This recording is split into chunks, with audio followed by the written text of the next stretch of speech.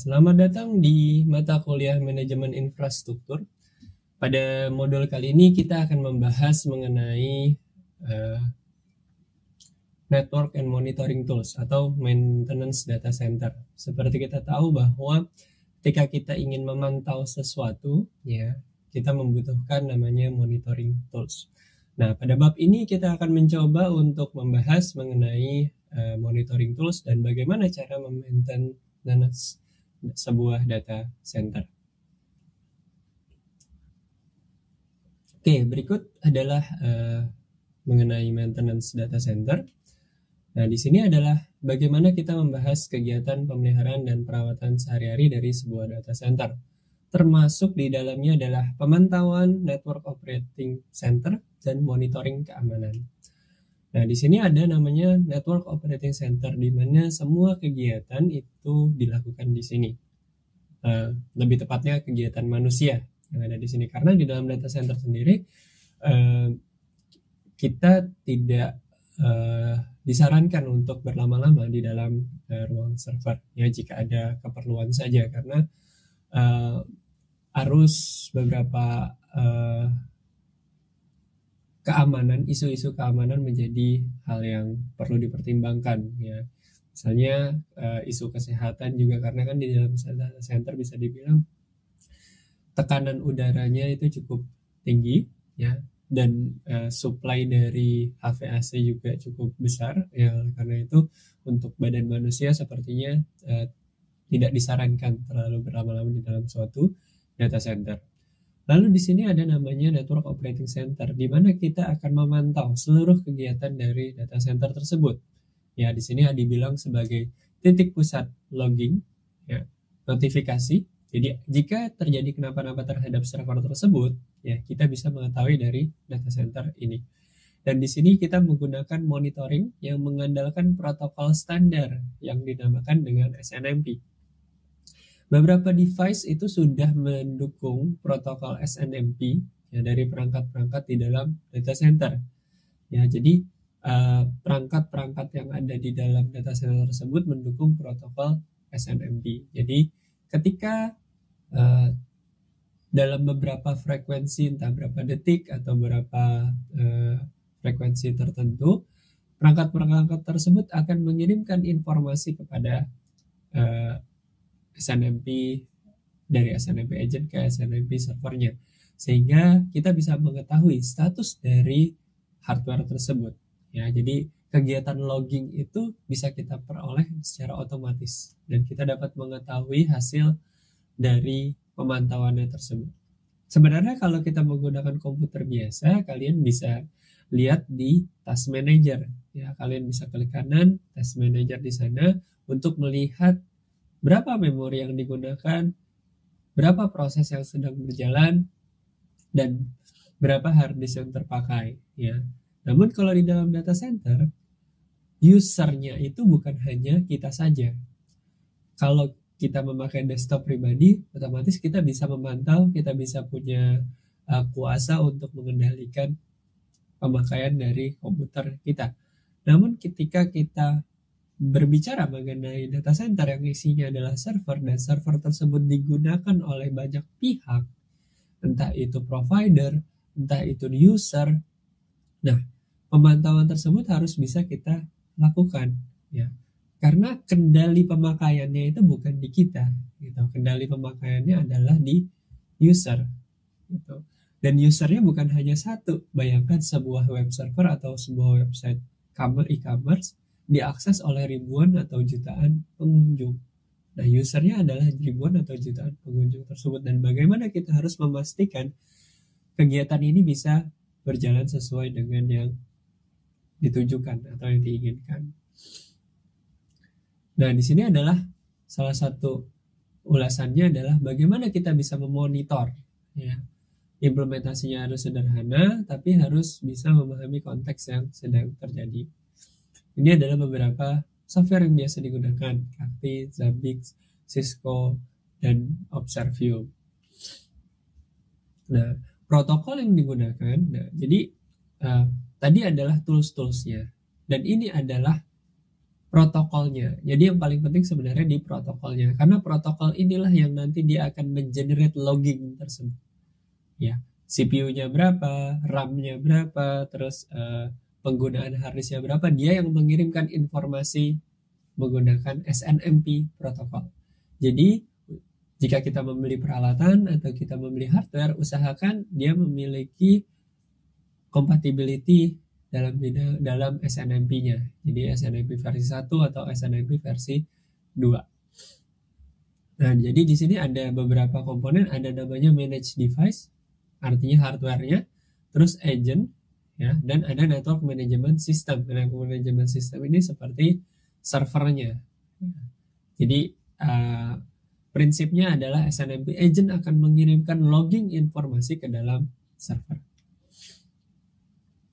Nah, di sini SNMP agent listen pada UDP port 161 dan SNMP manager listen pada UDP port 162. Dan di sini transaksinya ada get, yaitu mengambil informasi dari manage device, CPU usage, dan lain-lain, melakukan konfigurasi parameter, dan trap. Trap itu artinya kita memonitor sebuah event. Jika dia terjadi, maka kita akan melakukan hal yang men-trigger sesuatu. Ya, entah itu auto restart, auto block, atau mengurangi bandwidth. Ya, jadi itu adalah suatu kondisi tertentu. Jadi kayak if else, ya, secara otomatis. Artinya jika trafficnya cukup padat, maka akan dialihkan atau dimatikan terlebih dahulu server tersebut, atau mencoba untuk meningkatkan bandwidthnya, atau mencoba untuk misalnya meng-create suatu instance yang baru, ya. Jadi biasanya di di cloud itu kita bisa meng-create instance yang baru. Ini adalah skenario umum transaksi SNMP. Ya, jadi kita get request, kita mendapat get response. Ya, jadi ini adalah transaksinya. Setiap dari agent itu akan melaporkan loggingnya terhadap si manager. Ya, jadi si manager ini seperti pengepul dari beberapa agent. Agent tersebut dipasangkan di masing-masing hardware. Jadi bisa ditaruh di switch, bisa ditaruh di agentnya, itu bisa mengirimkan dari router, agentnya itu juga bisa mengirimkan dari server biasa. Ya. Dan beberapa peralatan-peralatan selain server itu juga bisa melaporkan melewati SNMP agent. Ini adalah gambaran secara umum. Ada SNMP manager, ada SNMP agent. Misalkan di sini adalah SNMP manager dari pengepulnya. Lalu di sini dia melogging hardware tersebut, melihat CPU usage, melihat hard disk, melihat memori, lalu dia kirimkan itu ke dalam SNMP manager. Transaksionalnya terjadi di sini. Yang dikirimkan apa? Namanya adalah MIB object atau Management Information Base. Bisa kita bilang sebagai struktur datanya. Ya. Jadi MIB dari masing-masing SNMP agent itu dikirimkan. MIB bisa kita lihat atau bisa kita ibaratkan ya tadi data-data misalnya CPU usage, memori, hard disk, dan lain-lain. Ya, jadi di sini setiap SNMP agent itu punya management information base yang akan ditransaksionalkan dengan SNMP manager.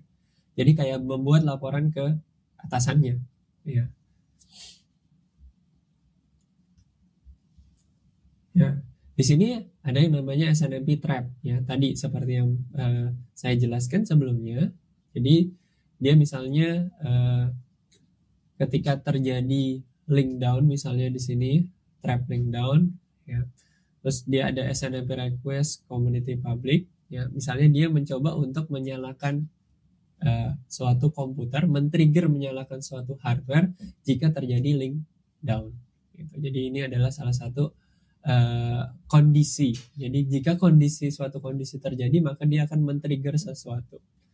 Ya, hal itu bisa dilakukan. Artinya kita bisa menyalakan jika ada sesuatu yang terjadi. Jadi atau kita bisa mematikan, ya. Jadi kita ada intervensi ketika sesuatu terjadi. Itu dinamakan SNMP.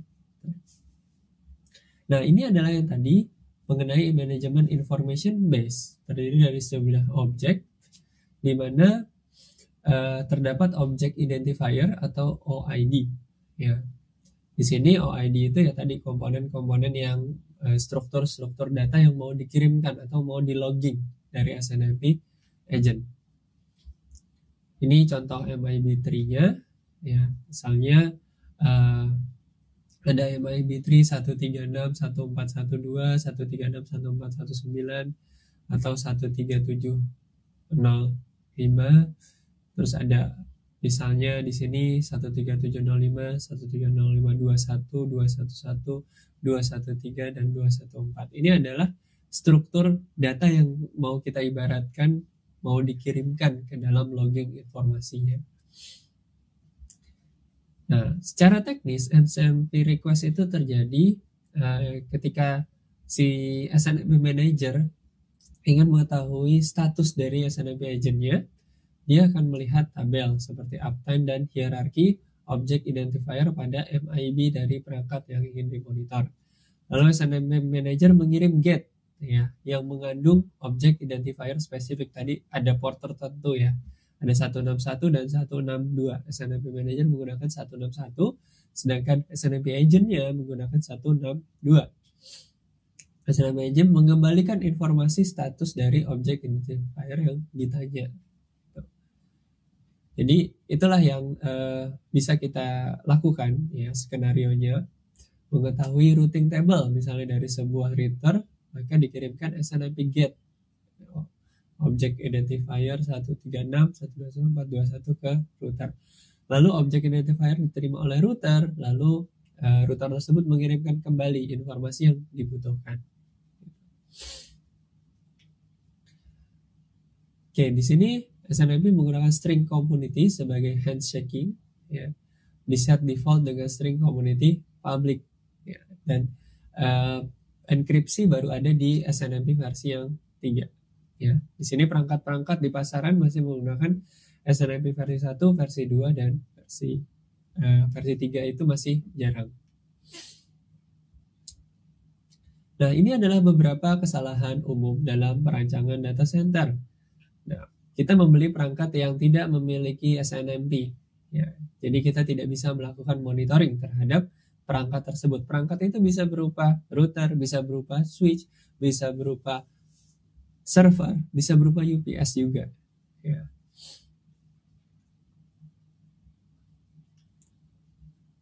Lalu terlalu banyak juga alarm SNMP, ya. Jadi itu membuat notifikasinya yang cukup mengganggu. Lalu lokasi monitoring, ya, jaringan monitoring ada yang in-band dan juga out of band. Artinya kita bisa mengakses dari luar, misalnya dengan cara menggunakan VPN atau akses internal.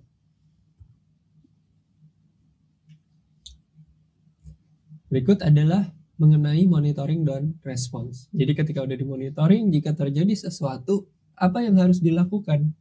Di sini adalah bagaimana kita mencoba untuk membetulkan, misalnya mean time to repair. Artinya kalau ada sesuatu yang terjadi, berapa lama yang waktu yang dibutuhkan untuk membetulkan perangkat tersebut.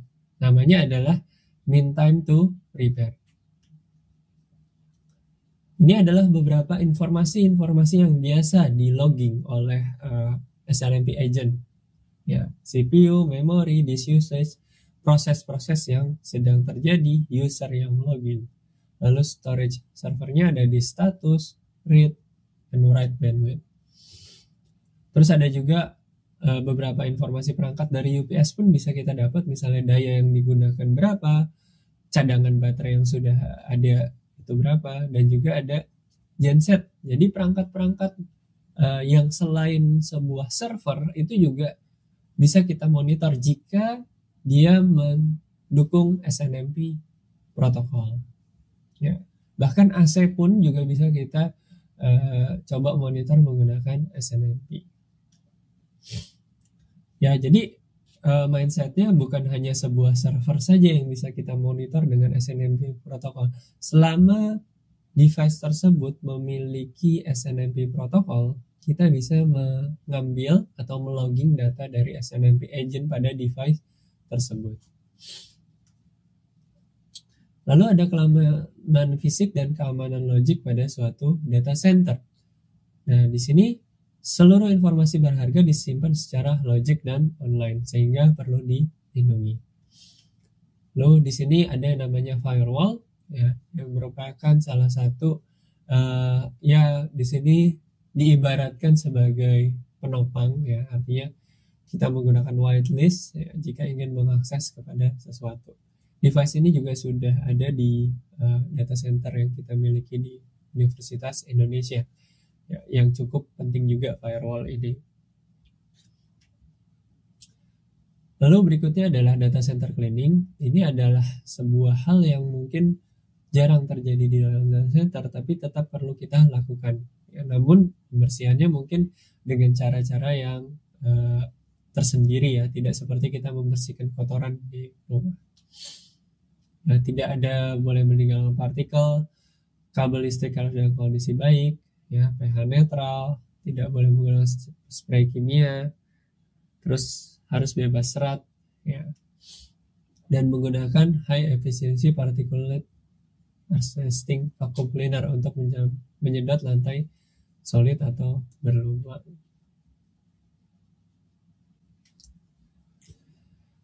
Nah, ini juga beberapa raised floor dan ceiling juga perlu dibersihkan, ya, dengan vacuum cleaner. Oke, itulah sebagian mengenai bagaimana cara kita melakukan maintenance pada data center.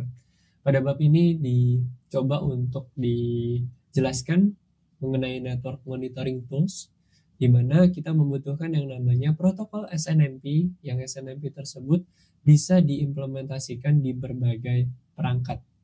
Namun memang hardware tersebut harus mendukung SNMP protokol tersebut. Oke, mudah-mudahan penjelasan dari saya dapat bermanfaat bagi kalian. Terima kasih atas perhatiannya.